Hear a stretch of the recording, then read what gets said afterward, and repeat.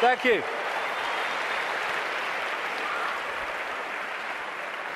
I've changed my smelly shirt for, I think, a very appropriate colour for this last section, actually. Smelt like a wrestler's jockstrap out there, I tell you. Okay, so where now? Well, this section is about the control system coming down. Because we're in a period where a dramatic shift in human awareness and human consciousness is in the process of taking shape. Some people call it the shift, sometimes I call it the vibrational quickening, but what I've been calling it for 20 years, because I came across this in the very earliest days after I met that psychic, that first psychic, I called it the truth vibrations. The first book I ever wrote after that awakening started, because it's ongoing, was called Truth Vibrations, or the Truth Vibrations. Because I came across this awareness. There seemed no evidence at the time, my goodness, that there was a vibrational change in the process of coming. I understand it more now, mine, and we'll get into it, but I had no idea then. And what it was going to do was act like a spiritual alarm clock, and it was going to wake people up. It was going to wake people up from this slumber, this coma that we've been in for so long. And also, my goodness me, as this truth proved to be true 20 years on, that it was going to bring to the surface all that had remained hidden. That the truth was not only coming out, it couldn't be stopped from coming out because this vibrational change was bringing it to the surface. Like I say, 20 years ago, awakening, new consciousness, what? Truth coming out? Oh, you must be joking. 20 years on, my goodness, look at it.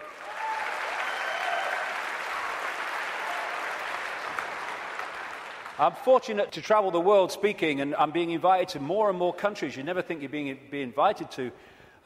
And so I can see that this is not just happening in Britain, not just happening in America. It's happening all over the world. And all the differences is those that are staying in mind for now and those who are opening mind to this change and perceiving self and the world in a completely different way. So I've been saying through the day, there's a base vibrational construct, the base vibration of this virtual reality coming out of the black holes, which triggers, as it goes through its cycle, which appears in the play-out world as like a time loop, it triggers different information coming from the suns. And we decode that information, and as it changes, so the information changes, and so therefore the epoch changes, the yuga changes. And we're now at this cusp where we're going from one epoch, one vibrational information epoch, into another one. And this new one is dramatically more expansive, dramatically more enlightened in the level of awareness that we are going to have access to. And the control system, which is a manifestation of this epoch, cannot survive this epoch, and that's why it's doomed. And we're now in the cusp of that change from one kind of world experience into another one. It's just another stage on the circuit of experience. And so, while for a few years yet, it's not going to seem like the control system's going down, because it's going to be throwing everything at us, because it's going to be desperate, there is no way that our children, young people, and grandchildren are going to live out their lives, as appears to be the case now, in an Orwellian, fascist, global state. No way.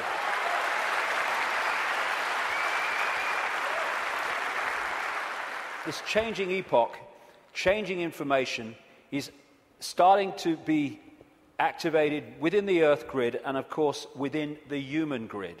This new information is starting, for those that open themselves to it, instead of stay closed in density, because if you stay in a dense state, then these higher vibration energies are not going to impact like you if you open yourself to them and connect with them.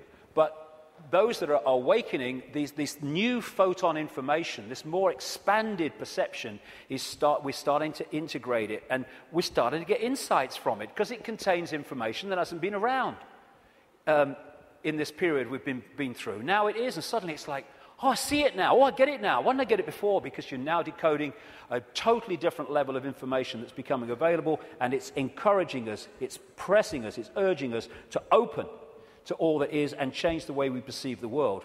What certainly is true is some strange things are happening in the sun. The sun goes through cycles of less activity and more activity, the so-called sunspot cycle, which also produces the solar flares and all that business. And it's kind of quite a predictable cycle of some 11 years, and it goes into a down period, and then another one starts. But what's happening now is that the down period has been bewildering scientists, because the new period, the new sunspot cycle of activity, which will push temperatures up a bit, and these bloody global warmers will go orgasmic when it does, is not becoming active. There is no one, this is something I read in a scientific magazine, there is no one alive today, or nearly alive today, who has experienced a down state of sunspot activity of the kind that we've been through in the last few years. This is where temperatures have been falling. This one is the so-called near solar minimum in January 2005 of sunspot activity, and this was the sun yesterday in terms of sunspot activity. Something's changing, and other things about the sun are not reacting as they normally would. But I suspect that when it starts again, and it will, we're going to see some dramatic activity in the sun. And that will impact upon not just the Earth's energy field, it will impact on our consciousness, our awareness, and things will start to speed up. Because this new information construct coming out of the sun is symbolized by Neil Haig and myself as a lion, as the real human being I symbolize as a lion also. And basically, these truth vibrations are going to dramatically, as we go through these next few years, dramatically affect human perception, human awareness, and human potential as this new information becomes decoded and the awareness potential expands and we access a greater part of all possibility. Another thing these truth vibrations are going to do and are doing is to break that wall, that line of troops on the left brain, and we're going to be accessing more and more of our right brain potential. So our creativity, our insight, our ability for what people would call genius today, it's the natural human state, is going to more and more expand. We're heading in for an incredible time. It might not seem like it like for a few years, like I say, because these people will be battening down the hatches and trying to do everything they can to stop it, but that is what awaits us. In many ways, I wish I wasn't 58. I wish I was like 28, because I'd like to live through a bit more of this. But I'll have had me fill by the time I'm done, which is bloody well not yet, I'll tell you. So when so as we are impacted by these truth vibrations, because we open ourselves to them, then we break out of these boxes. And these are the people who are not being touched by that yet, but my goodness me, I'm seeing people now change dramatically in no time. I was walking through where I was speaking in Santa Fe last year, and this guy walks past me. He'd flown in from Austin, Texas, and he said, 3 months ago, mate, I thought you were mad. Words to that effect. He said, now I get it. And he got it so quick, and we're going to see this happening. People changing dramatically, and also, as I understood 20 years ago, that all that's been hidden, the curtain is being pulled back. And we're in for some shocks. I mean, of course, what we've talked about today is shocking to most people who have seen the world in another way, but the shocks are going to go on, because what's been going on in this world behind the scenes is nothing like what we think it is. And these truth vibrations, this energetic change, this new epoch, of enlightenment and expansion, and people call love and harmony and respect, connection, is going into these dark places, these structures that are held together by low vibrational density, and breaking them up. Not, like a war. It's a new epoch coming. And as the new epoch comes, the energetic change is going to break up the denser structure of society and belief. And like I say, if these guys think, as they do, because they're accessing here, not here, because of their mental and emotional state, that it's a done deal, well, they're in for a bit of a shock. Because, when you've got a dam of water, it can take a long, long time before the cracks appear. But from the cracks appearing to collapse can be a very, very short time. And already, if you look from this perspective, the cracks are appearing. And the first crack is when people say, I've had a freaking belly full of this. I ain't taking this anymore.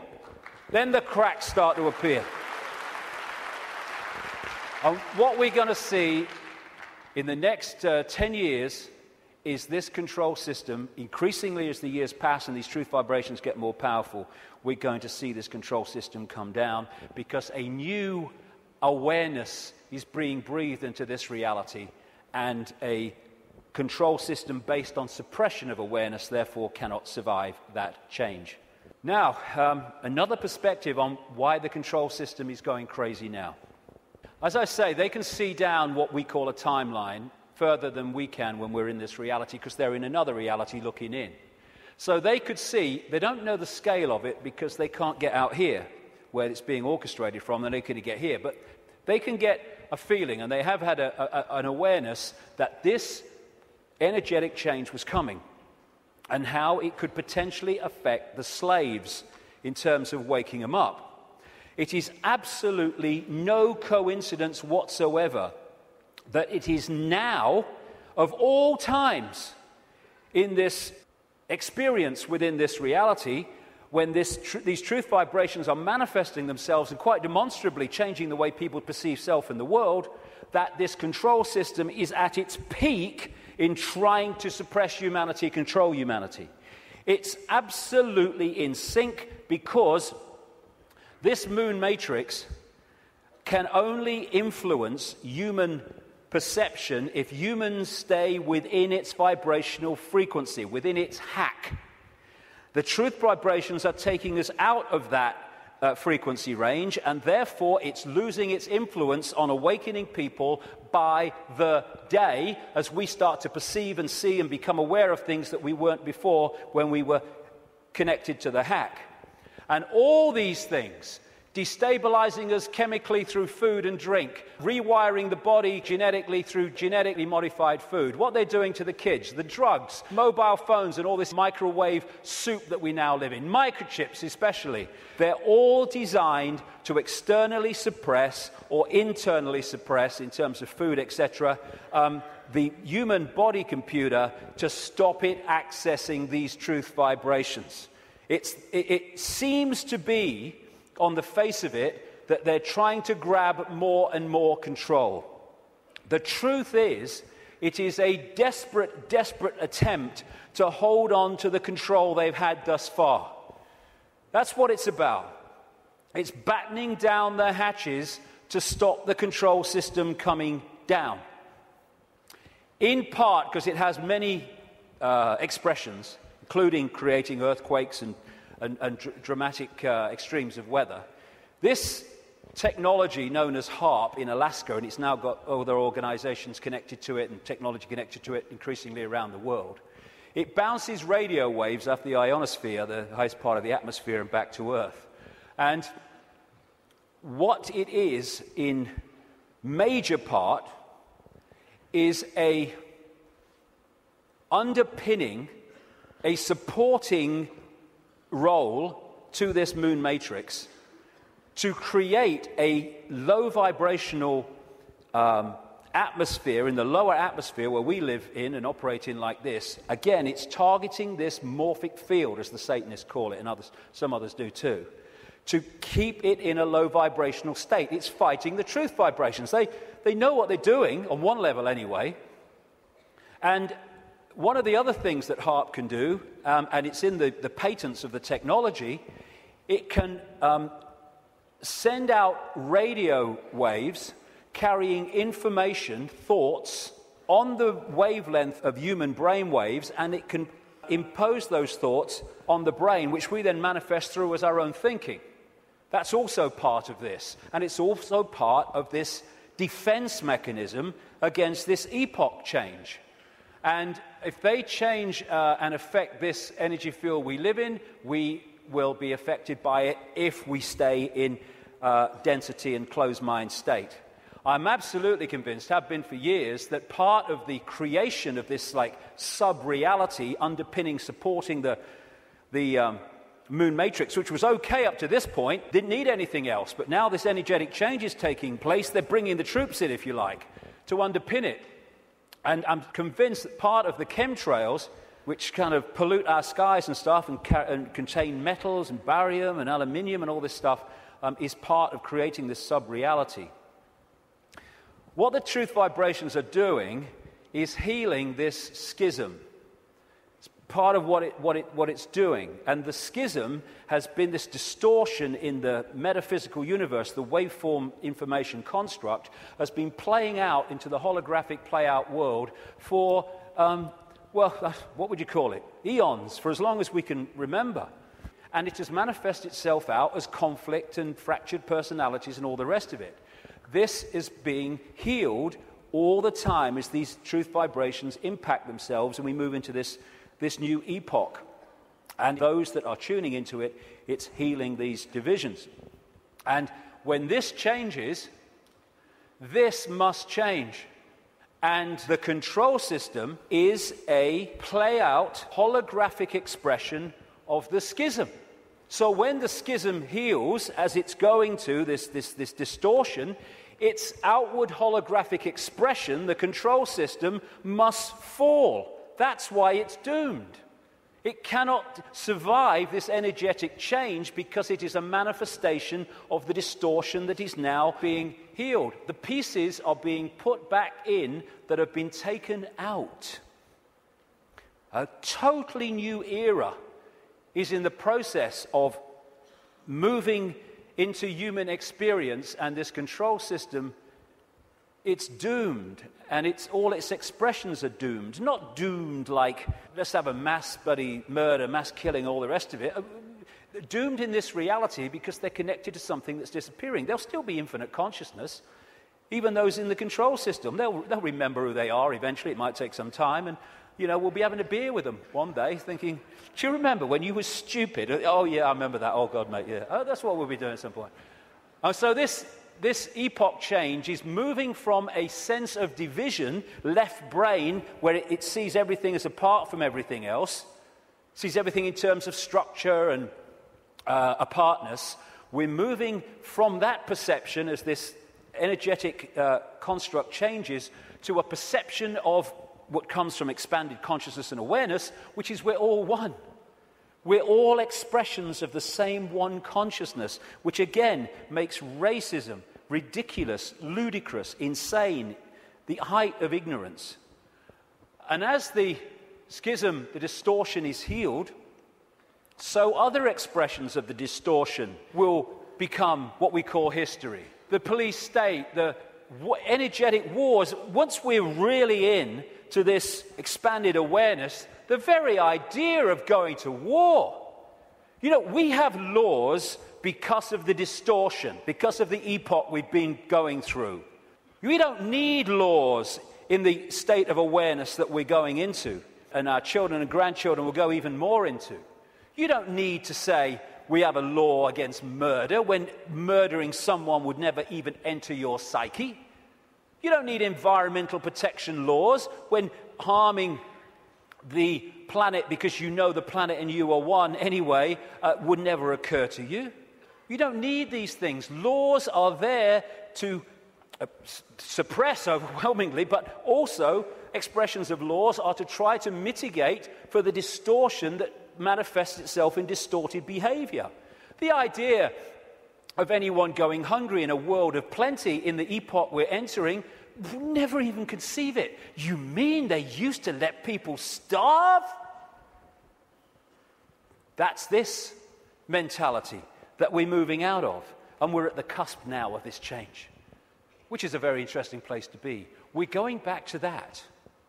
We're going back to being connected to what we really are. And of course, 2012 is much talked about and will be more talked about as we get closer to it. I have a different view on that. You know, I should be saying, given I've been writing about these truth vibrations for 20 years, I should be saying, see, 2012 told you, yeah. No, I'm not saying that, actually. I think 2012 is a diversion. By 2012, yes, things will have moved on. Things will be changing. Amazing things will be taking place. There'll be big challenges, and there'll also be big, wonderful things starting to manifest by 2012 compared with now. But there'll be more so in 2013, more so in 2014, more so in 2015. This is an ongoing process as we move through the cusp out of one era, epoch, energetically, information, into another one. And so by the time it reaches where it's the natural state and the old epoch has gone altogether, you know, it's going to be down the road. But every year, every month, things are going to be moving on energetically. And there'll be things in 2012, and maybe a very good chance that manufactured things will happen in 2012 to focus attention as part of the diversion of the control system. It's quite possible that that will happen. But I don't see 2012 as some epoch-changing year. But there comes a point, and I don't think it's too far away at all, where the tipping point comes in this energetic change where the irresistible force, which is the truth vibrations, then start to become the dominating state of awareness and perception in this reality. And then we're really moving. And I don't see that as too far away. Like I say, it takes a long time for a dam to crack, but not from then to it collapsing. So we're actually living in like a river of energy that's getting faster and faster in terms of its vibration, the quickening. And what we can do is we can get on the airbed or the canoe and we can go, whoa, what a ride, this is great, that's fantastic.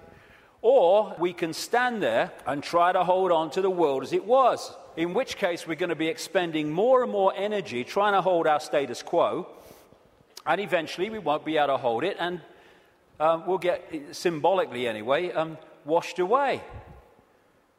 And as these truth vibrations manifest themselves and our awareness starts to expand, we're going to be accessing levels of realities that have been denied us up to this point. People talk about the sixth sense. That's nothing compared with what people are going to have as we move into this new era. It's going to be extraordinary. We're going to remember the fantastic people that, and potential that humans once were, when they were aware of who they were, and the world in our heads, in other words, the world we experience, is going to dramatically change. We're heading for a new dawn. Now, this is a phrase the control system uses for their new era, a new dawn, a new day. Well, it is a new dawn and a new day, but it ain't the one they think's coming. We've been through this process in the last epoch, and now we're going back the other way. And as a result, this control system must fall, and we are emerging from the abyss, the suppression, and all the rest of it to be who we really are. And that must change everything.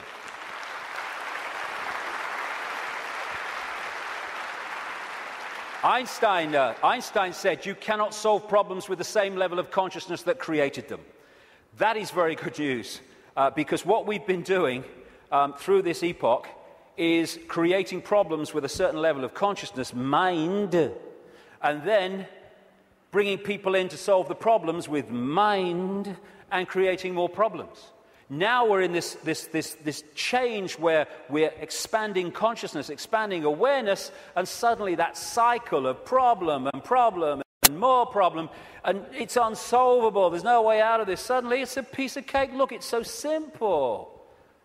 Fantastic time we're going into, but the next few years are going to be challenging. It's breaking the spell that the moon matrix and its supporting technologies and manipulations has had on the human mind. You know, we don't have to find enlightenment. We are enlightened. What we need to do is remove the barriers of belief and perception that we've thrown around ourselves that keep us from that enlightenment. That enlightenment's never gone away. It's over here. It's saying, I'm over here. I'm over here. And this is what a major role the truth vibrations are doing, because they're the quickening. They're breaking up these dense energy fields, and as they do, suddenly we're connecting with levels of awareness that we didn't realize. We've been in a trance all this time, programming perception because of that. And it connects through the reptilian brain. So let's disconnect from the reptilian brain as part of breaking the spell. It feeds us fear. It has to, constantly. Fear this, fear that. Insecurity, anxiety. That's what it's doing to manipulate our perception and hold us in a low vibrational state, therefore the moon matrix. So one of the ways that we can, just on a daily basis, is disconnect from the lizard brain, and therefore what it's connecting us to, is to, simple thing, don't count to 10, count to 50. And if you're still wound up and about to hit somebody, count another 50. Because what the reptilian brain does is it doesn't think, it reacts. That's why it's so fast. It doesn't have to think, just reacts. Now, the other parts of the brain, like the neocortex, they think things through, so it takes longer than the reptilian brain. This is why we react to something, reptilian brain, and then maybe a minute later, 2 minutes later, maybe half an hour later, the visual cortex has thought this through, and we go, oh my God, I overreacted, didn't I? Did I really say that? Oh my God. That's what, it's the reaction system, reaction. And if we can stop reacting, emotional reaction and all that stuff, because, you know, we're manipulated so much through the reptilian brain reaction system. It's not problem, think it through, do a bit of research, see what you think, discuss it a bit, solution. It's problem, reaction, solution. That whole process of mass manipulation is done through here. So when we're faced with a situation, and I'm talking to myself as much as anybody here, you know, I'm not cross-legged on a mountain saying, hey, here I am. No, I'm talking to myself as much as anyone else. When we're faced with these reaction systems, whether it's because of a world event, whether it's because something in our lives, if we can just go, okay, I don't like this. 1, 2, 3, 4, 5, 6, and eventually the reptilian brain loses its power because it's a reaction power. And once the reaction's gone, it's lost its power. And we can think things through. And if we stop reacting through the reptilian brain, then we are massively disconnecting from the moon matrix. And as these truth vibrations change the nature of this energetic control of the human collective mind, the hive mind that we've been connected to, then its expression, this structured world, the way we work. And, you know, my brother said to me once, what's it all about, Dave? He said, you get up in the morning, you go to work, you come home, you have your tea, you watch telly a bit, and you go to bed. You get up and you go to work. I mean, look at it. It's the way it is, the way it's structured. It's slavery because it's so limited. And I've talked to people once, the last time I spoke at the Oxford Union, I was talking to some students. They could not perceive a world in which there wasn't a hierarchical structure of government because there would be chaos. That's the left brain at work. And people, when you think, look, this world is crazy. It's not serving people. People are serving it. That's what we are. We're slaves to a system. Politicians are slaves to a system. They go into the system. They think they're going to change it. The system changes them. And therefore, we can't perceive left brain, old epoch, that actually there are other ways of living, of interacting, other ways of providing food and warmth and what you have, other ways of living life than this drudgery. But as we expand our awareness, then other ways of interacting will become very obvious to us. Blinded by belief, believe. This is one of the control system's greatest weapons to control the human psyche. Get them to believe something. They don't care if it's this religion or this political belief or whatever it is, as long as you believe something, powerfully, then they got you.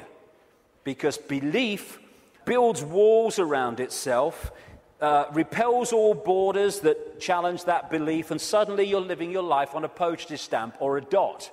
And your true ability to perceive in an expanded way is gone. You've given it up to the belief. This is how it must be. And once you have a belief, like a religious belief, then there are rules and regulations. Walls go around the belief. If you're going to be one of us, you must believe this. You can't believe that because they believe that, so you'll be one of them if you believe that, and all the rest of it. Here we go. We're all possibility. What are we doing having rigid beliefs when we're all possibility? Religion is mind. And there are many expressions of religion, not just going to church. There are many religions of the mind of various kinds that don't appear to be, but they are addictions of the mind. It's mind. You must believe this. There is one possibility. What's that saying? There is one possibility. That's how mind thinks. Consciousness, there is one possibility. You're having a laugh, darling. So religion, as we know it, is not going to survive this epoch change either, because it's an expression of the last one.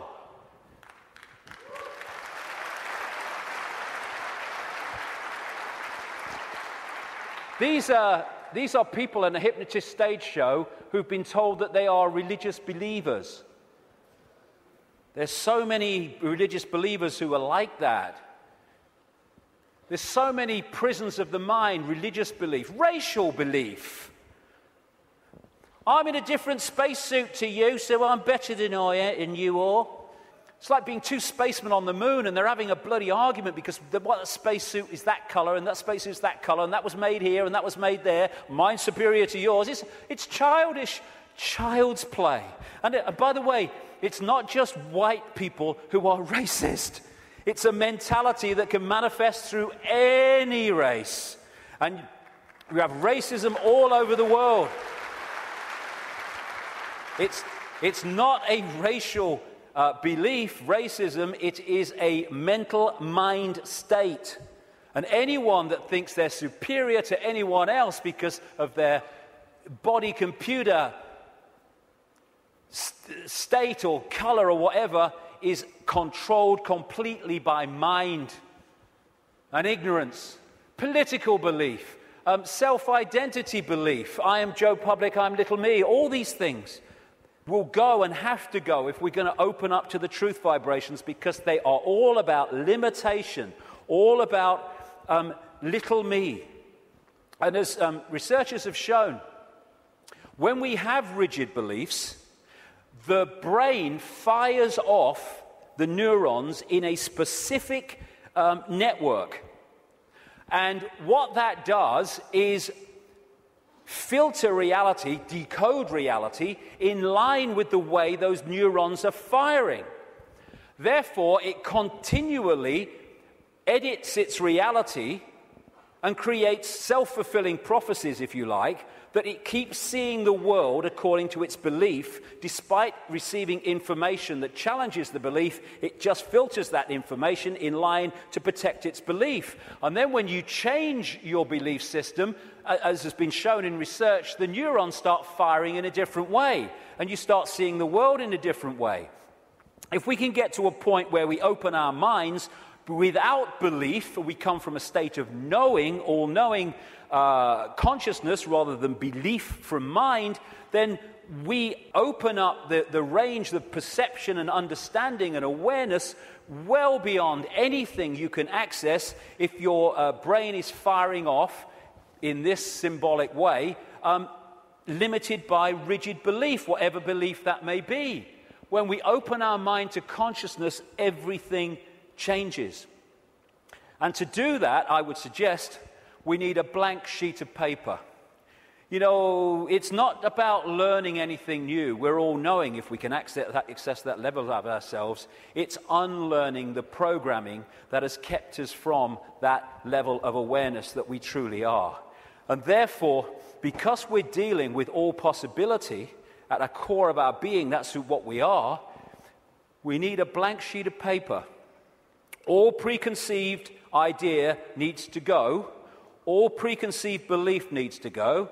and let information, intuitive knowing, decide what we think about things and feel about things rather than preconceived idea. It's not possible becomes, well, let's see if it's possible on the basis of the evidence, the basis of the information, the basis of how I feel.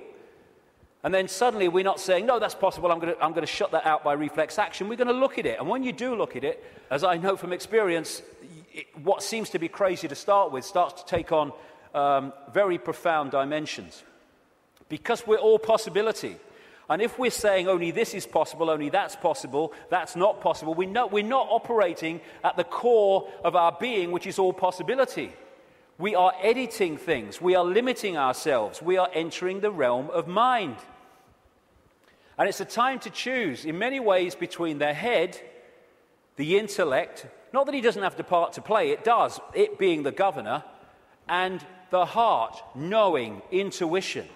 What changed my life more than anything else was 20 years ago when I decided that if I was ever had a decision between going with my intuitive knowing, which we feel here, funnily enough, in the kind of heart chakra area, and my mind, I was going to go with my head, I was going to go with my intuition. And it changed my life. And has allowed me to follow this path, because I can tell you over the last 20 years, there have been many times in the early days, not for a long time, but in the early days, when my head was going, you're going to say what? You're going to do what? You must be joking. Not in my lifetime. But I thought, no, I feel to do it. I went with it.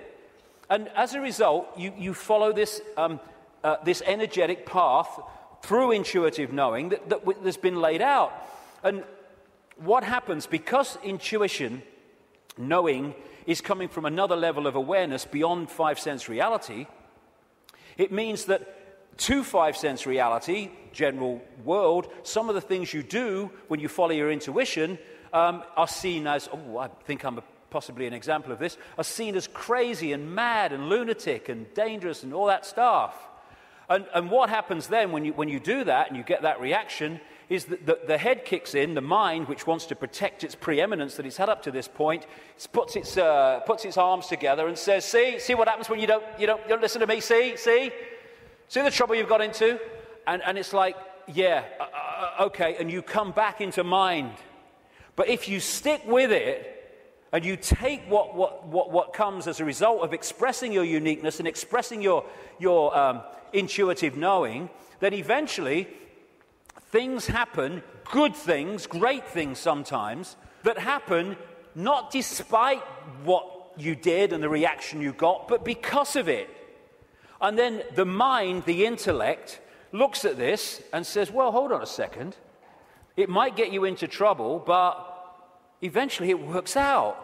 And what happens then is your head and your heart, your knowing, your intuition come together. And the war stops. We become whole again, where mind serves consciousness instead of serving itself. And it's years and years, I say this honestly, since my intuition and my head have had a problem. It's an incredible feeling, because it's like, when you start out, it's like, I feel to do this. You're not doing that. No. And then after a while, when this sync takes place, it's like, I feel to do this. And the head goes, okay. And it's a totally different way of interacting with the world. The war stops.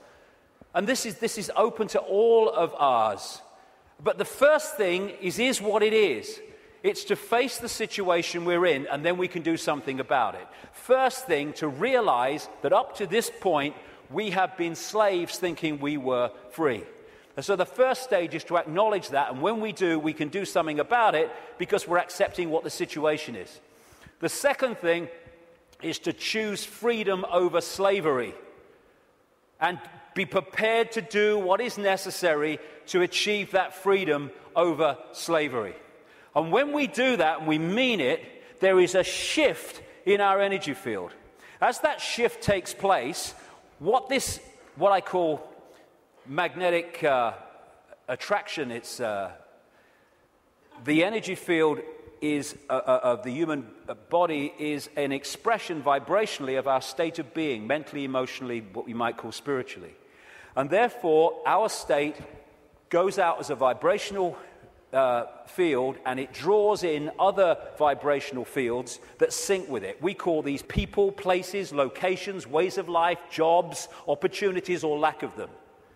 So when this shift takes place, because we've said my intent, very powerful intent, is that I want freedom, and I want to end my life. I'm not going to be a slave anymore. I'll do what is necessary to understand who am I, where am I.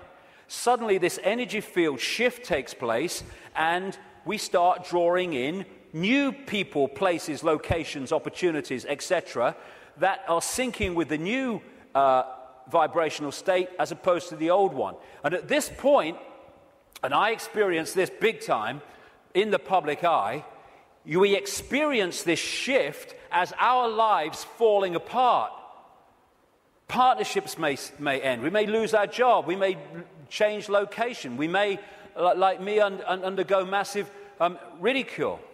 But what if we understand what's happening? The old energy field, the old you, the old intent, the old awareness was pulling in the old life.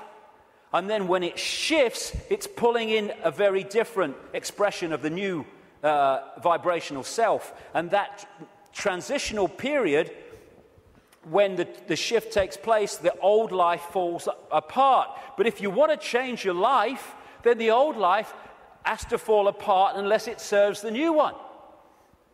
So when we choose freedom, the transformation can be challenging.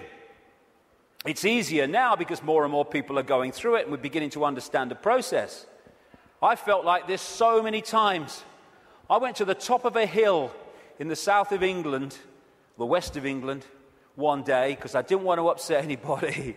I went to the top of this hill in the middle of nowhere and I screamed my frustration out. I know what this image means, and so many other people do.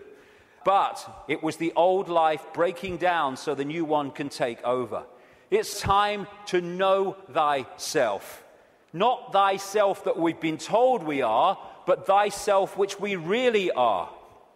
This self, everything from the beginning, my birth, my ancestors, my children, my wife, everything comes together simultaneously. I saw everything about me, about everyone who was around me. I saw everything they were thinking now, what they thought then, what was happening before, what was happening now. There is no time, there is no sequence of events, no such thing as limitation of distance, of period of time, of place. I could be anywhere I wanted to simultaneously. That's who we are.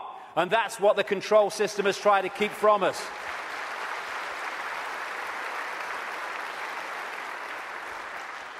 Now, the way to go most powerfully with this change is to stop identifying who we are with what we are told we are, little me.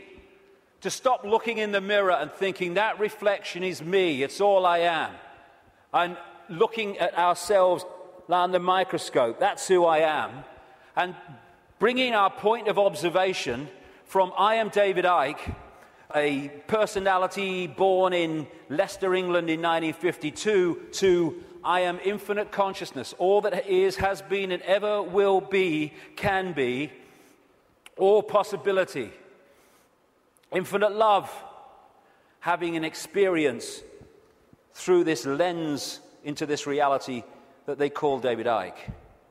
And again, once we take this observation, from that observation, there is a fantastic shift in our energy field. And we break up these densities that are holding us in mental and emotional servitude.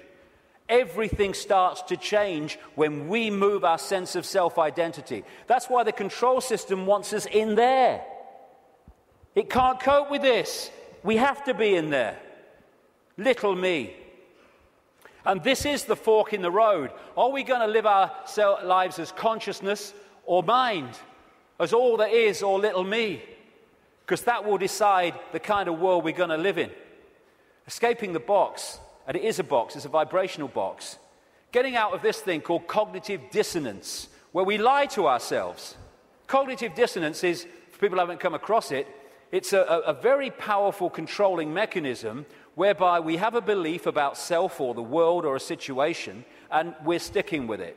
And when we face information or experience which challenges the belief, then cognitive dissonance is that uneasy state when you see that your belief system is under threat from this information or this experience. If this is real, then the belief can't be. And what you do then is you go about these incredible stories we tell to ourselves to convince ourselves that this can't be true, to protect the belief system. Cognitive dissonance can be a good thing if that dissonance leads you to look at your belief in the light of this experience or this new information, and then move the belief in the light of that. Then cognitive dissonance is a good thing. What most people do is try to hold the belief system in the face of this. And there's no greater example than the Skeptics Society. You ever come across them, the Skeptics Society? Bloody hell, they are cognitive dissonance.com, they are. I tell you, I've debated with some of them on television programs and stuff, and one of them, his bum kept bouncing on the seat. He had what they call Vitus dance, is it? My mother used to call it, where you can't stop moving, because he was in such cognitive dissonance, because the information he was hearing was so at odds with his belief system, he was kind of going crazy. And so you get people who come up with these amazing bloody stories to try to explain away why something is not challenging their belief system. So again, part of that blank sheet of paper is letting cognitive dissonance serve us. I'm going to look at my belief system instead of holding on till our knuckles turn white. Also, trying to avoid looking at the truth, because if we don't, we ain't going to change anything. Go beyond being in denial of what is happening in our lives and in the world, and start looking at it as it really is. It is what it is, because unless we look at things in that light, instead of trying to find wishful thinking reasons why actually it's not really like that, we're not going to change anything, because we're going to be in denial that anything needs changing. It is what it is, and we need to face it. And it's important to stress this. This control system, this reptilian control system in all its facets, is not all-powerful, and it's not omnipotent. It's actually bloody stupid. You know, there's such a difference between being clever and being wise. It's very clever to build an atomic bomb, but it's not wise to do so. There is a difference between the two. And these people are very clever, but they're stupid. And cleverness without wisdom is the most destructive force on earth, which is why that's what they are. They have only managed to control humanity because they put us in a smaller box than they're in. Because of their mental and emotional state, fear, wanting to control because of fear and all the rest of it, they are in a vibrational box. They can't access any higher levels of awareness because of their mental and emotional state that's holding them in density, and their fear. Their fear is being passed on to us through this collective mind. So the only way that they can manipulate and control us is by putting us in a smaller box than they're in, and that's what the suppression of knowledge and awareness and consciousness has been all about. But as we open ourselves to the true nature of ourselves, we can move well beyond any area that they can access. So just because they're technologically advanced intellectually, it doesn't mean they have power over us and they're omnipotent and all-powerful. They're not. They're desperate. Desperate because of the numbers of them to the numbers they're trying to control. And the other thing, I use this analogy a lot, is, like I said earlier, we don't have to find enlightenment. We just have to open our programming to the enlightenment we already are. And it's a testament to the magnificence of what we really are, that this control system has had to throw everything at us. Look at it. All these facets, the food additives, the electromagnetic pollution, the programming through the media, the suppression of education, the suppression of science, all this stuff, they have to throw at us to keep us in servitude. It's like, I use this analogy, if you want to put a ball floating on a tank in an unnatural state, which is where we've been, you have to push it down And you have to hold it there. Because its natural state is floating on the surface, you have to hold it there, because the moment you let it go, zoom, it's gone into its natural state. And symbolically, we've been held on the bottom of the tank by all this stuff that's thrown at us from cradle to grave. And the fact that it needs so much to hold us in this suppressed state shows the magnificence and genius that we really are, we once were, and will be again. When I say we, I mean what we call humanity. So as the control system's ability to do that is unraveled, and this is happening, then we're going to go to the top of the tank again, not by finding enlightenment, but by removing that which is keeping us from it. Be afraid, big monsters coming. This is the big area that they control us with, and we need to let go. They're feeding of this fear.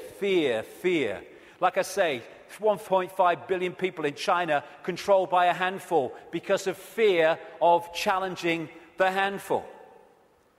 No more fear. I mean, this is such a symbolic picture. Here's all these bloody sheep, and here's 2 shepherds, and there's a guy at the back. Now, those sheep, symbolic of humanity, can only be controlled in this way because they acquiesce to the shepherds, and the sheepdog symbolizing fear. What if this group of sheep, instead of going ba, ba, ba, ba, and if they want to, oh, ruff, ruff, oh, fear, oh, following the one in front, the control system, the shepherd, yeah. Oh, he's got the power, he's got a stick, aye. What if those sheep said, oh, look, I'm not following him anymore. And hey, Rover, woof, bloody woof, on your bike, you're not frightening me, okay? I'm over here. I'm going down here. I like that. There's some grass down here. Suddenly, this herd, flock, whatever you want to call it, is scattered because it's expressing its uniqueness and it is not fearing the consequences. These people, apparently all powerful, have no bloody power. None. They'd never find most of them. Don't mind catch them. And that's what humanity's like. We have the numbers. And yet, because we acquiesce through fear of challenging the control system, even though we have the numbers, the handful of people control the many. We have the power. We've chosen not to use it. It's about bloody time we did.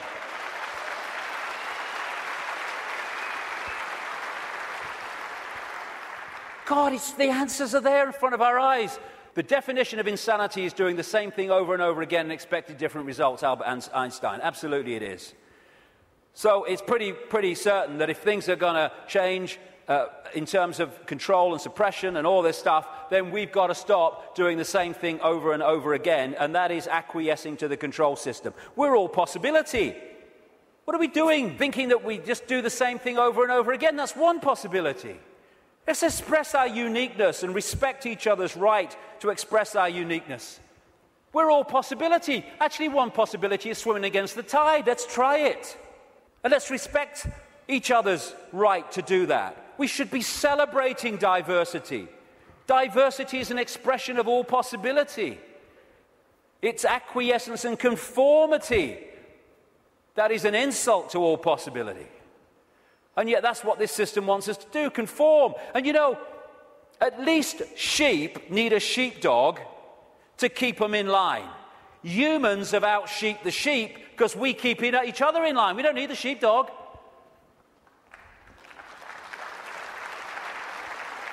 We have sheepdogs called parents and teachers and politicians and peer pressure. When we're thinking of expressing our uniqueness, we're not thinking, oh, what will George Bush think or what will Barack Obama think? No. We're thinking, what will my mother think? What will my father think? What will the neighbours think? What will my mates think? What will the people at work think? In other words, what will other people who have chosen to live in this sheep pen think of me getting out of it? It's like sitting in a cell and you find a way out through the door, and instead of another prison warder coming along to stop you getting out, the other prisoners jump on you. That's what we do. If we are going to be what we really can be, and we're going to respect our right to be different, we have to respect others' right to be different as well. Because when we respect other people's right to be different and express their uniqueness, then we're setting them free and we're helping to set society free. We are policing each other all the time through ridicule, through condemnation. We need to start being at peace with other people having different views and expressing different lifestyles than we do, even if we don't like it.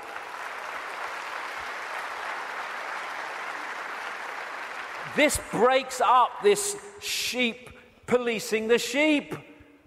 There's only a few who in full knowledge are behind this control system, and they have to get the target population to police the target population. They don't have the numbers to do it themselves. I have a simple philosophy on life, so simple. Do what you like so long as you don't impose it on others. Dead simple. That's it.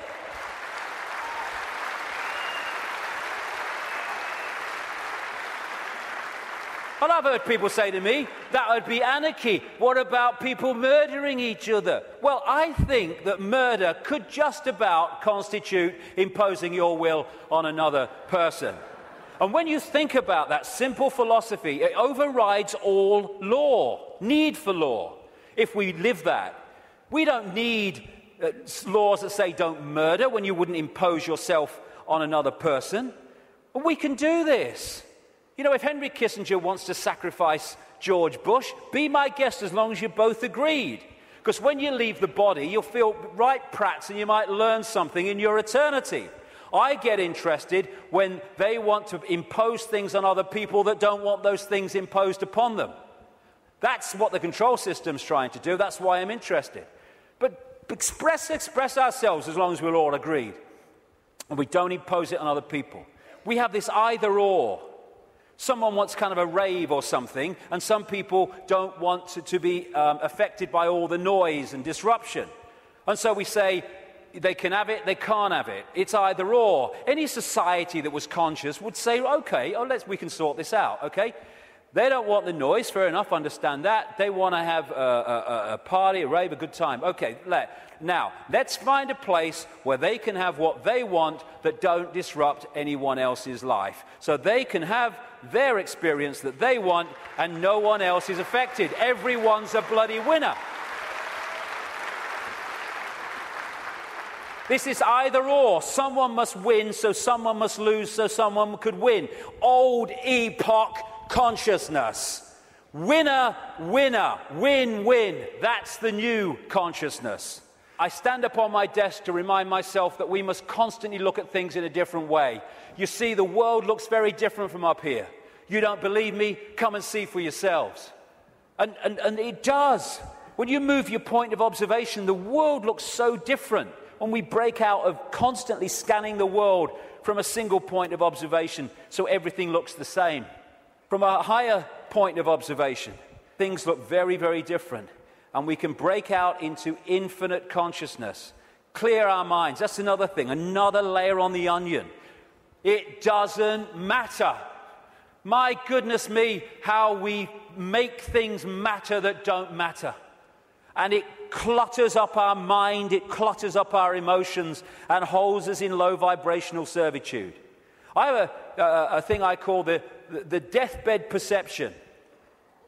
You're lying on your deathbed, well, your body is, you're not, and you've got 10 minutes to live. Tell me, looking back at your life, what mattered. You know, in 2004, when that guy cut you up at the lights, and you got out your car and you screamed abuse, and he got out and wanted a fight, does that matter now? No. Then the trick is to make sure it doesn't matter then. To bring that mentality into everyday life. It doesn't matter. We get het up, angry, frustrated. We worry about things. People worry about going to the dentist. Then they go to the dentist and they go, oh, that was all right. What do you mean it was all right? You've been worried sick for 3 weeks. It's destroyed your life for 3 weeks. You tell me it's all right. It was no problem.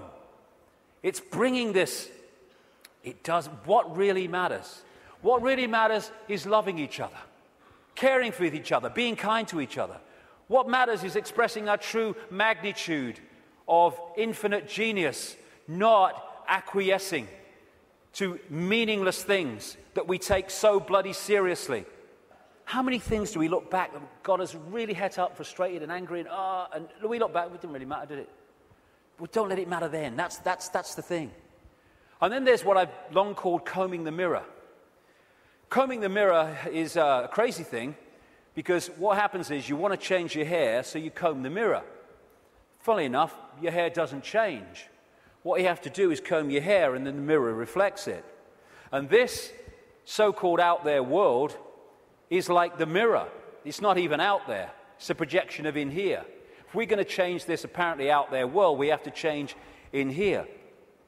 It's like if this is a movie screen, and I don't like the movie, so I'm going to stand here and I'm going to hurl abuse at the movie screen. Nothing's going to change. I've got to go back to the projector and I've got to change the reel, and then this will change, because this is just an outplaying of that. And the Illuminati control system is delighted, indeed encourages us to believe that we can change the world, if you like, and our lives out there. They want us to comb the mirror because they know nothing's going to change. This is where things change, and we connect with this at what we call the subconscious mind. And it's in the subconscious mind that we interact with this waveform construct. The conscious mind experiences the play-out holographic world, the decoded world. So this is where we have to change things. Because by the time it hits this screen, this holographic decoded world, it's like the movie on the screen. It's a done deal. You ain't got to change that now. You ain't got to change this now. We have to change it before we decode it into experienced holographic reality. There are some people I've been reading, they say 98% of human decisions are made by the subconscious mind, the unconscious mind. I would go further. I'd say 100% of human decisions are made by the unconscious mind. What the conscious mind does is experience them. But the conscious mind can interact and work as one with the unconscious mind if it starts to understand the way reality works. How do we understand what's going on in the unconscious mind so therefore we can play a part in changing that? By what I call the language of life. The play-out holographic world of experience is a mirror of the information construct, in other words, our unconscious mind in many senses. And the way it plays out, the language of life, as I call it, tells us what's going on in the unconscious. And therefore, we can play a part together, unconscious and the whole of self, in changing and clearing out what is happening in the unconscious, which is playing out in the experienced conscious holographic world. For instance, do things keep recurring in our lives over and over and over again? You'll never guess it's only happened again. Well, why is that happening to you over and over again and not happening to him at all? What is it within you that's manifesting this? What is it telling you? What is the language of life telling you by what you're now continually experiencing? Why don't things work in your life, but they work in this person's life? What is that telling you? What is it about you that's making it not work? What is it about them that's making it work? The language of life. And you can start to read this. And it's about taking responsibility and saying, oh, God, I'm so unlucky. Nothing ever happens to me. It's like taking responsibility, power. Why is this happening to me? What is it about me that means this is happening to me and not to them? It's the language of life. He's talking to us. For instance, one of the things that totally bloody controls human experience is a desire for outcomes. We're all possibility. If we live as all possibility, our true self, then we're flowing. We're flowing with life. We haven't got an outcome because we're all possibility. We flow where we want to go, and we flow where life takes us. Once you have an outcome, I want this, then you have pinned yourself to one possibility. And if that possibility doesn't happen, then you're in a state of disappointment. Even though you're all possibility and you can flow anywhere you like, I'm this what I want to be. And it's like a door.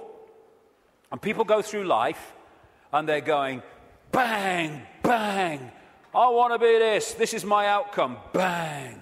And the door's going and life's going, ain't opening. Ain't opening.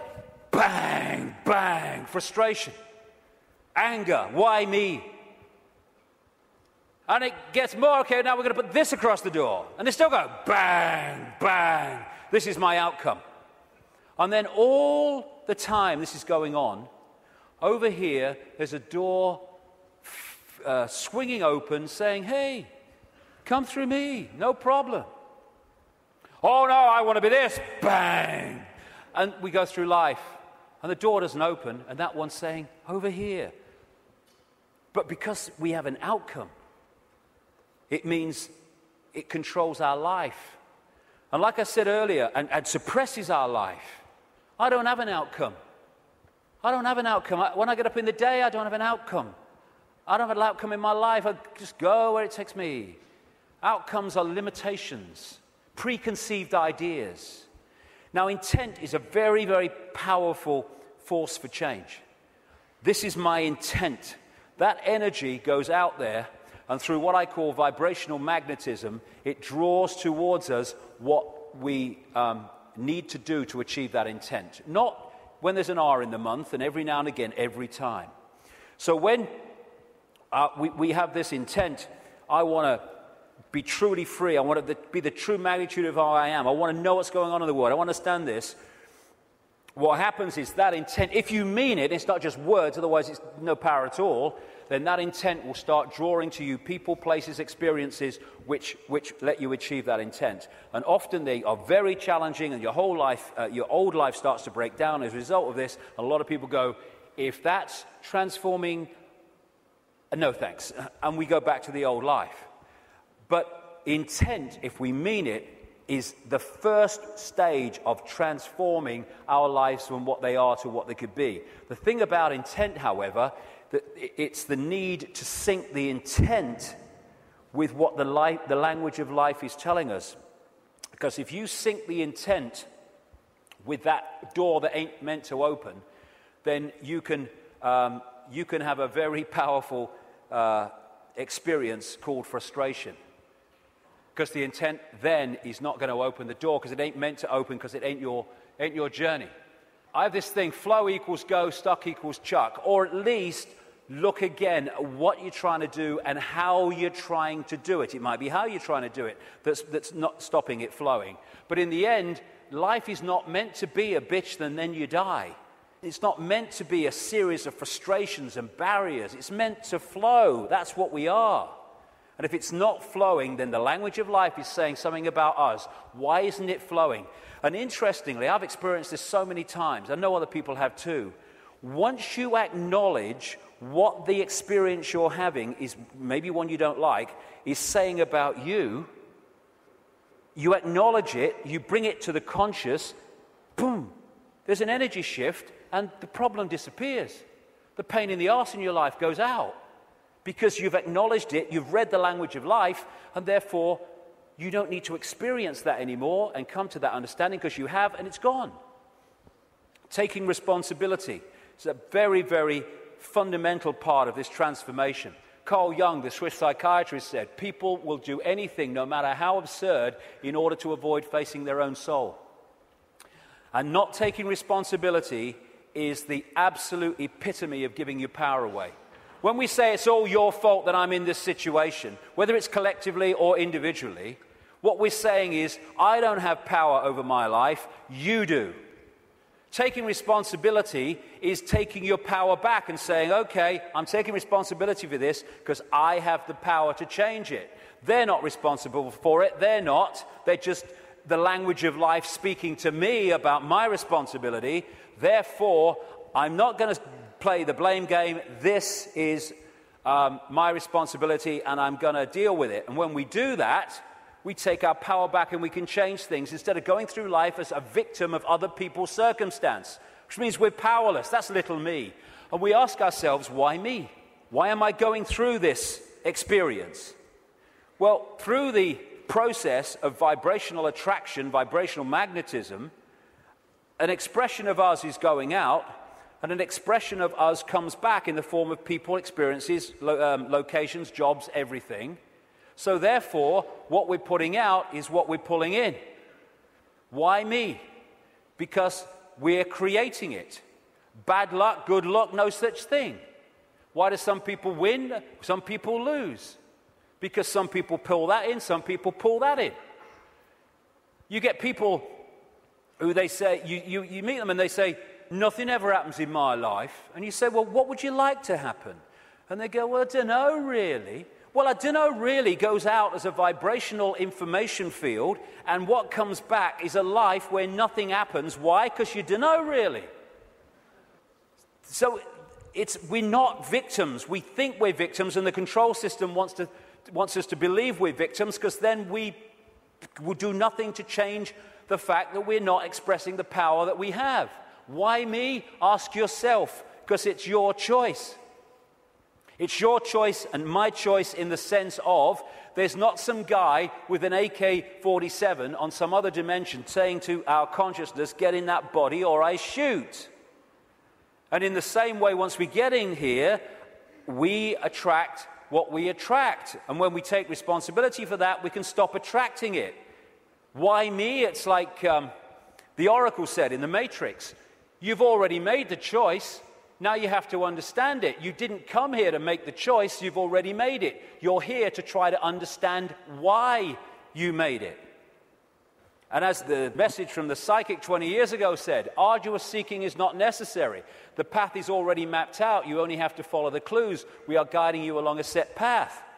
If we get caught in mind and the limitations of mind, then we can not go along that path. Because mind is telling us, oh, no, you don't do that in this world because you have to do this and you conform and all the rest of it.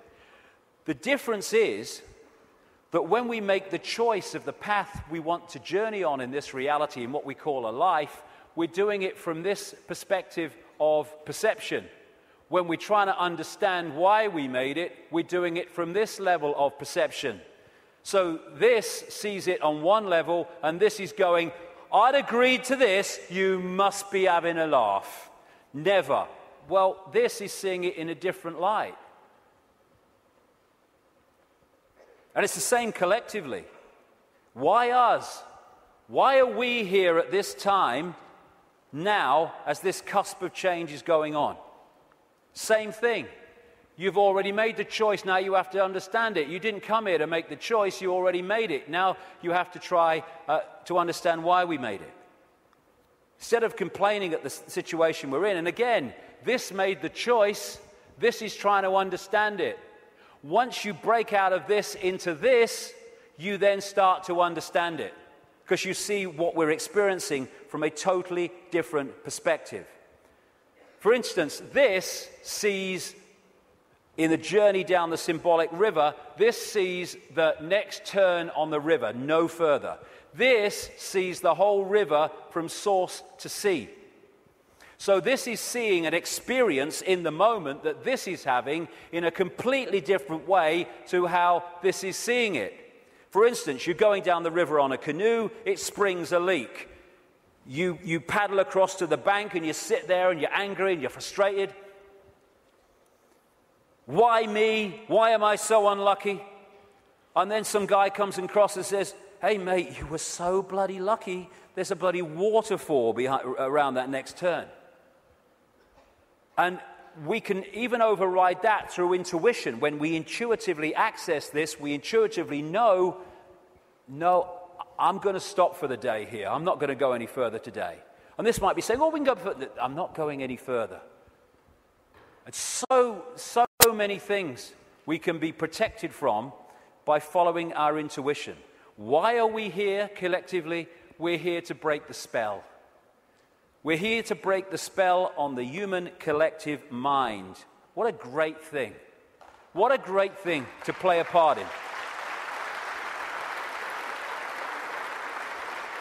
To break this spell and to stop this human experience becoming this. And in the next few years, like I say, they're going to throw everything in desperation, like the cornered rat, trying to hold on to a control system that's falling. This is where we're going to need to have this perspective of I am consciousness, I'm having an experience, because that will make it so much easier as we go through this transformation and challenge, because if we're in this world and of it, those people are going to find the next few years very, very difficult. Because they will not have a perspective of what's going on, except everything's going crazy, and my God, what's going to happen next? This is a great line from a song. Freedom's just another word for nothing left to lose. Isn't it amazing how when you no longer have anything to lose, the butterfly emerges? Because it's fear of loss that keeps us in servitude so much. And when you've got nothing left to lose, suddenly all that's left is freedom. And that is going to be a very powerful experience that a lot of people are going to have in this next period of challenge as this cusp moves on. Just when the caterpillar thought life was over, it became a butterfly. It's amazing that when you're in, so many people have told the story that it was in their lowest moment of despair that boom, something emerged and transformed them. Nothing left to lose, freedom. Okay, I'm waking up, so what do? Well, I would suggest that we all stop making bloody excuses. You know, we can all come to the conclusion that there's this control system and it's doing this, and what about the children, and what about the grandchildren, what's going on? And then the list of excuses why we actually can't do something today. Well, there's a game on, and I've got to do this, and I've got to do that. Nothing is more important than focusing on what is happening, because everything comes from that.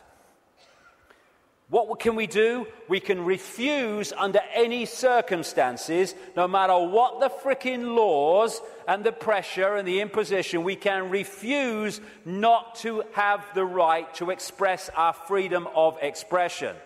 Refuse under any circumstances to shut up.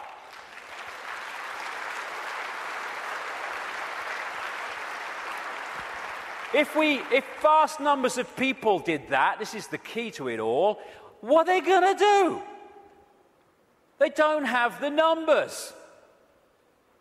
We can stop focusing worship on celebrities and television and fake politicians and even sport. Not that I don't enjoy sport, but as long as it's there, peripheral vision, and not here. The worship, externalizing. And this is the biggest thing we can do. Human race, get off your knees. What are we doing down there?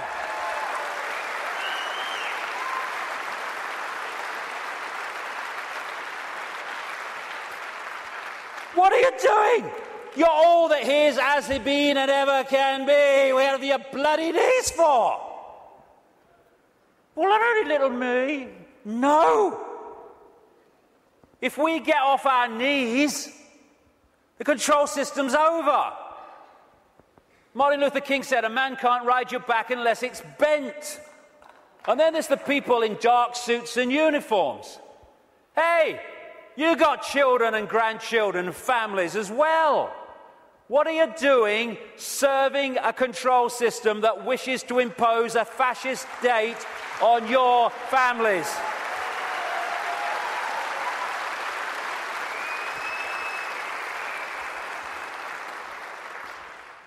What are you going to say to your kids when the control system's in and it's controlling every facet of their bloody lives? Daddy, Mummy, Granddad, Grandma, what were you doing when the control system came in? I was helping to do it, dear. All the best with that conversation. What are we doing? Playing a part in, oh, it's me job. Well, get a bloody another one then. We got to do this to our children because it's my job. What can we do? We can cease to serve the control system in uniform with a gun in our hands. We can do that.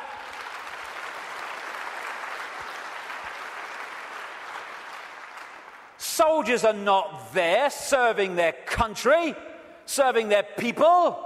They're there serving the cabal that's seeking to enslave their people and their families. As Einstein said, the pioneers of a warless world are the youth that refuse military service. And more are equal to that, the adults beyond military service who support those that refuse to serve this control system in uniform. Oh no, you've got to serve your country. You serve your bloody country. I ain't doing it. Just like those wonderful Israeli young people. Know thyself. When you know thyself, when you know you are consciousness, think consciousness is going to get a machine gun and start shooting at aspects of itself. Mind does that. Mind fights. Consciousness doesn't even contemplate it. And that doesn't include just people in uniform. It means fighting for freedom. What's all that about? Let's fight for freedom. Let's have a riot in Athens and let's kill 3 people from the banking system. Hey, the world's a better place now. What you fight, you become. We don't want to fight this system. We need to cease to cooperate with it. This is a meeting of mind. One mind on a horse, one mind with something in its hand trying to do damage. Oh, they're 2 sides. They're one mind without consciousness. Freedom fighters, contradiction in terms. Cognitive dissonance. As Martin Luther King said, the limitation of riots, moral questions aside, is that they cannot win and their participants know it. Hence, rioting is not revolutionary but reactionary because it invites defeat. It involves an emotional catharsis, but it must be followed by a sense of futility. They want people to riot. It justifies more control. Nor do we need to meet this challenge with hate. That's playing away in the stadium we're trying to rid the world of. We don't need to hate these people. We just need to stop cooperating with them. Well, you know, if it's all the same with you, mate, I ain't doing it, okay? No hard feelings, bugger off. And then we've got this, the protest, the mass protest. I do understand that. It might have a part to play. But so many times these protests, they're what I call steam whistles. People go out in big protests with the banners and they kind of feel good about themselves and they go down the pub and say, at least we made our feelings felt. And then what happens? Bugger all. How many people marched in London against the invasion of Iraq, and what happened? Iraq was invaded. Protesting has such limitation. They don't care if we protest and walk through the streets and shout slogans and wave banners. They care if we come together, irrespective of color, creed, gender, sexuality, any of it.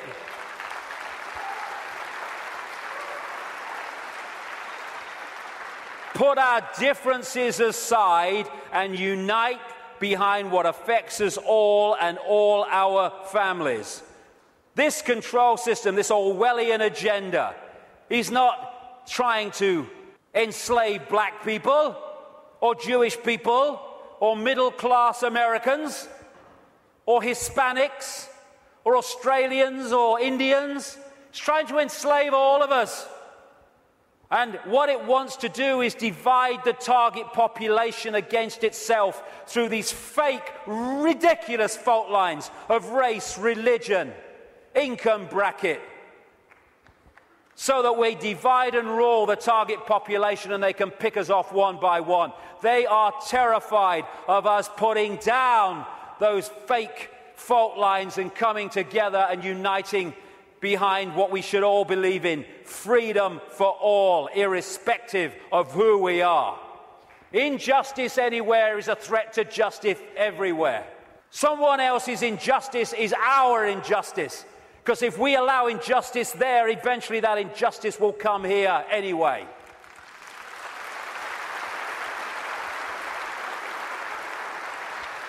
In the end, we will remember not the words of our enemies, but the silence of our friends.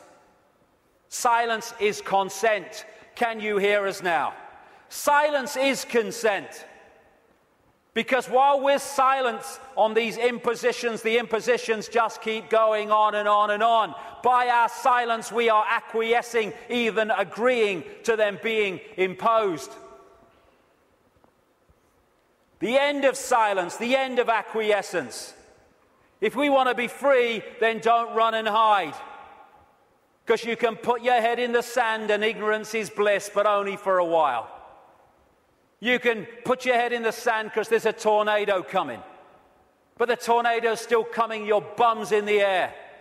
If you lift it out the sand, take responsibility and face it, you can take avoiding action. Ignorance is bliss with a head in the sand, and then, bang, your ass is spinning up in the clouds. Strength does not come from physical capacity, it comes from an indomitable will. Mahatma Gandhi. Isn't it amazing how true that is? How you can see soldiers in uniform involved in truly extraordinary levels of physical courage and what we call heroism. And yet those same people are terrified of saying boo to another guy in uniform who's got more stripes on his arm than he has. Isn't it amazing? Where physical strength can come so easily, and moral strength not. That's to do with the moon matrix and the way that our perception is manipulated. Turkish proverb: a lion sleeps in the heart of every brave man, every brave woman. And it's not really bravery. When you let go of fear, you don't need bravery, you don't need courage. Courage is overcoming fear. When you let go of fear, because I'm all that is, has been, and ever will be. What's the worst that can happen to me? I leave this physical body of limitation and I become all that is, has been, and ever will be, in full awareness that that is what I am. My God, I'm terrified that that might happen. I don't know how I'm going to cope with the terror of thinking that might happen. Know thyself. Again, recurring theme. Know thyself. We are consciousness. What is there to fear? Death? There is no death. Just putting the telescope down. We can meet this with fear. Oh my God, the police state! Or we can treat it with the emotion it deserves.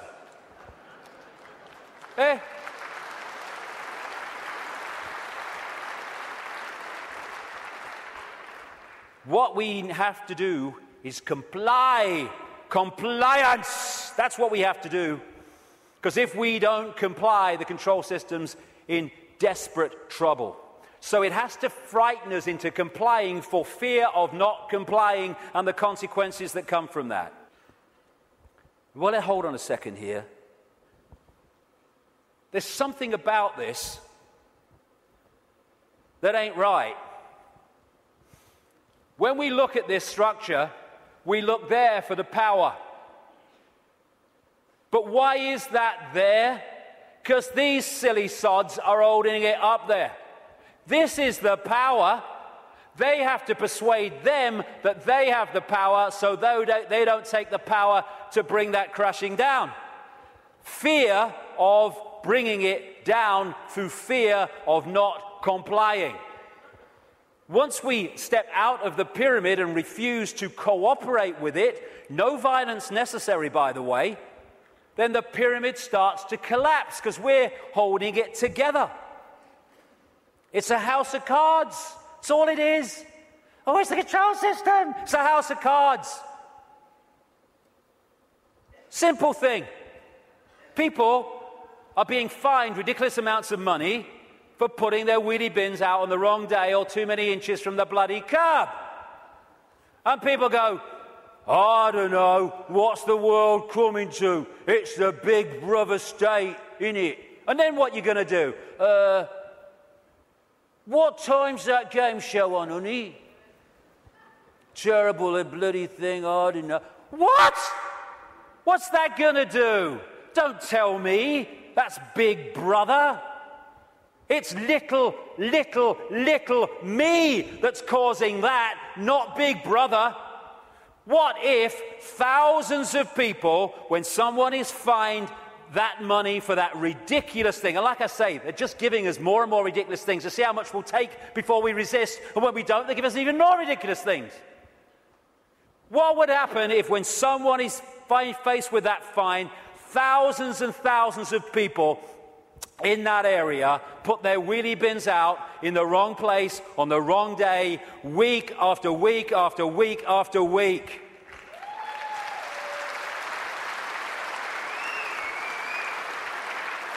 The system couldn't cope. We have the numbers. And I see this, your vote is your voice, be heard. Bollocks it is. How can the vote be your voice when the people you're given the choice of voting for that have any chance of forming a government are standing on the same postage stamp of political policy and perception? There's no choice. We've reached a point now where the vote becomes a voice when we refuse to vote. We refuse to play the game anymore.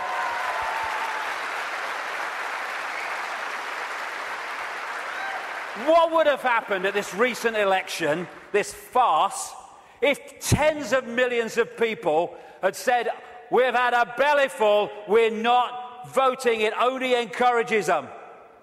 We are not voting because we're going to make a statement that we know this system is rigged and we're having it no more. What would have happened in these days that have passed since that election? The whole focus of the media and everything would have been, bloody hell, what's going on? Why this mass refusal not to vote? Now we've got a debate going. Now we're looking at why people haven't voted because the system is rigged. Now the system has to bloody start to change because it's lost its credibility. But instead, the majority trotted along to vote because they said, well, if you don't vote for them, they might get in. It doesn't matter. They're masks on the same face. So what if they get in? Same thing will bloody happen. Comply. No. No, no. Not if it's enslaving me and my children and imposing on my freedom. Comply, leave your home now it's foreclosed. No, no, no. Let's follow this through, shall we? Millions of people in the world are losing their homes, being foreclosed, and ending up homeless. Let's follow this through. Why have you lost your home, my friend? Because I can't pay me mortgage. Why can't you pay your mortgage? Because I lost my job. Why did you lose your job? Because the great banking collapse, they can't get this, they can't get my company went bust. And who's taking your home away and saying you've got to leave? The banks that caused the fricking problem. And we are leaving? What are we doing? What are we doing?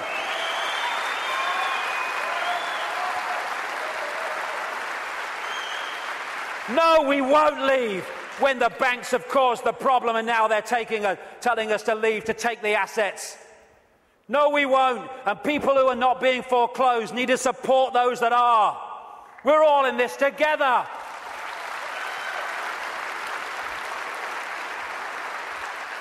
Compulsory vaccinations. No, no, no.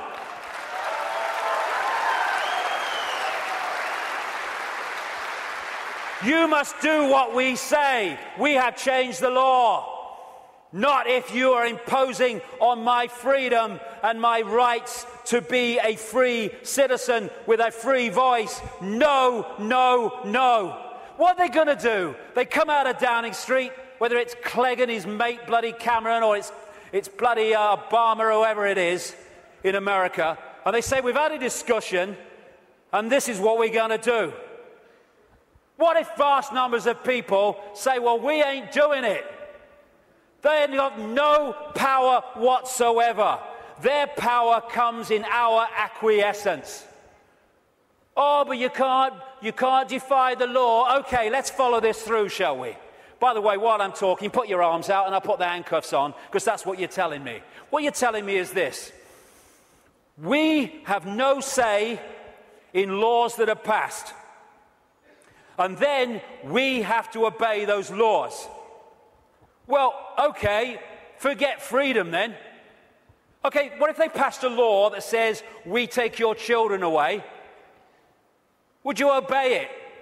Well, no. So there is a line then. There is a line. It's just where is that line? And if a law does not respect human freedom, it does not respect human justice, it doesn't respect fair play, we should not be acquiescing to those laws. We should be refusing to acquiesce.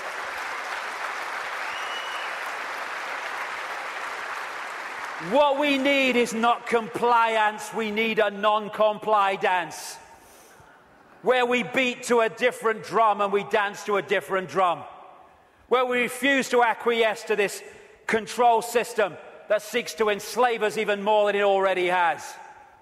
Non-comply dance. Do this, comply. No. No. But we need to do it en masse. Oh, we do it with a smile on our face. We're consciousness. All that has been, ever will be. Why shouldn't we have a smile on our face? And smile and feel for these people who are enclosed in mind trying to enslave us. But we need to do it en masse. Because if we don't do it in numbers, then people get picked off. That's what's happening. I am all that is, has been, ever will be. You cannot grant me my freedom.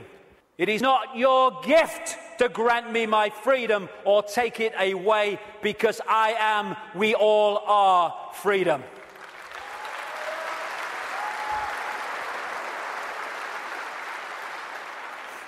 Put another way,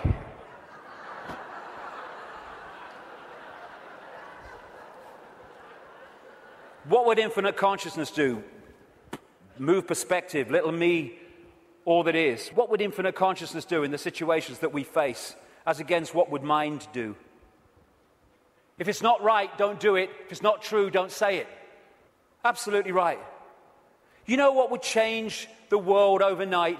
Is if we as a human race started doing what we knew to be right and just in the circumstances that we face, instead of making those decisions as so many people do and have long done on basis of what is right for me in this circumstance that I face.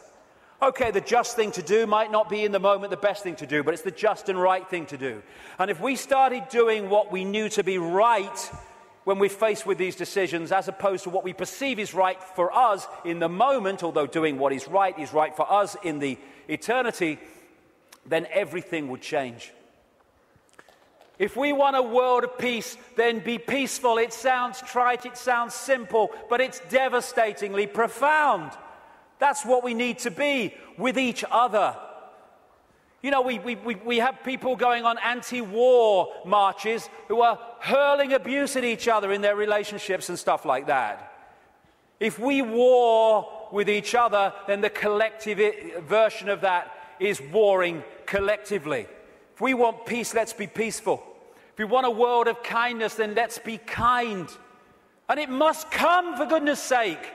It must. If we're all kind to each other, we live in a kind world. Martin Luther King said, cowardice asks the question, is it safe? Expediency asks the question, is it politic? Vanity asks the question, is it popular? But conscience asks the question, is it right? There comes a time when one must take a position that is neither safe, nor politic, nor popular, but one must take it because it is right. And when enough of us take that stance, everything changes. The revolution is not a revolution of weapons, it's not a revolution of fighting, it's not a revolution of hatred, it's a revolution of perception, because everything changes. I am a lion then. I'm not the lamb I kept seeing in the mirror and the world kept telling me I was. And then that expresses itself out into the true nature of who we are. And miracles become possible. We're going into the epoch of what we perceive as miracles. It's just a greater understanding of the way everything works. And the system must fail when that happens. We're being offered, the truth vibrations are offering us in this time, the chance to open the key to our minds, the key to our hearts, which have long been closed by so many people. The key to the freedom on a level that we cannot comprehend, because until we expand our consciousness, we cannot be aware of the true nature of what freedom is. It's not even what we perceive in this world. Enough. Enough of this suppression. Enough of this slavery. Enough of this enslavement of the few by the many. As the poet Shelley said, rise like lions after slumber in unvanquishable number. Shake your chains to earth like dew, which in sleep had fallen on you. Ye are many, they are few. Enough! It's time to fly. It's time to fly. Thank you very much. Thank you. Thank you for coming. Thank you. Let's get on with it. Thank you. Thank you for coming. Thank you for coming. Thank you.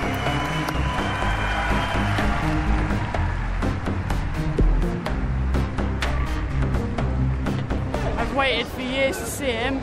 I've seen his DVD years ago, Quickening Academy. He's a legend. I think I fucking love him.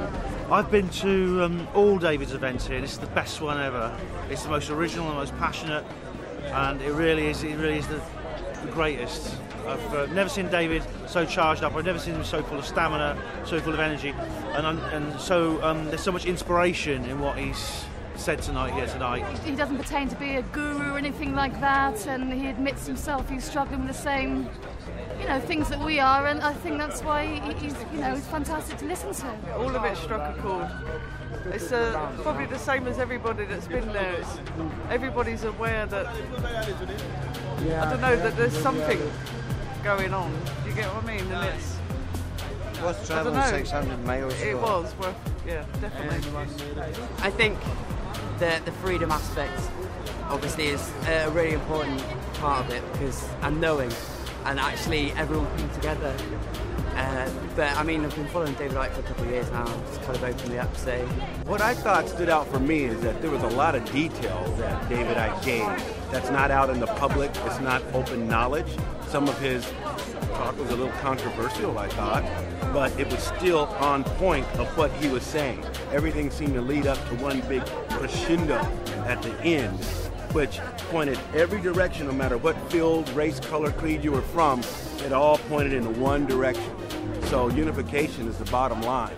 I liked the way he ended it today. It was particularly good for me. He was much more, like you said earlier, he was much more animated today, much more kind of really like get up off your knees, do something, make decisions about things in your life, more ethical decisions. I think that was great. That's difficult for me, but it's great. David Icke, live him. The main thing is that we've all got to unite together and fight for freedom and democracy and justice, and fight against the big boys who are starting to rule the world. That we have to fight the New World Order, the Rothschilds, and all the people who try to dominate us in the name of evil. We've got to stick together and fight for our freedom and our democracy. Stop all that we treasure. We watch it disappear for your moment's pleasure. We live in constant fear. You promised us justice. We got war instead. Now you must trust us before this planet's dead. Stop. Doing nothing.